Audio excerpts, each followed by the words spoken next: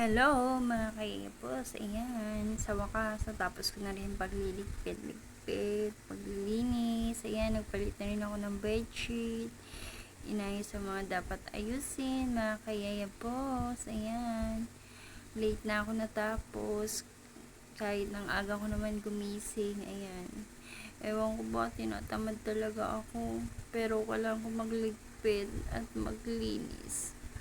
Oh my gosh. Pero at least, natapos ko na yung mga gawain ko. Ayan. Pinilit kumilos kahit tinatamad. O siya, mga kayayapos.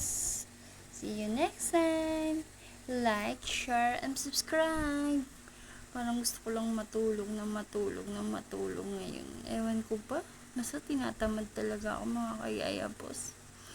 Pero anyway, kay tinatamad, dapat kumilos. Ikilos, ikilos, ikilos. O sige na, bye-bye na mga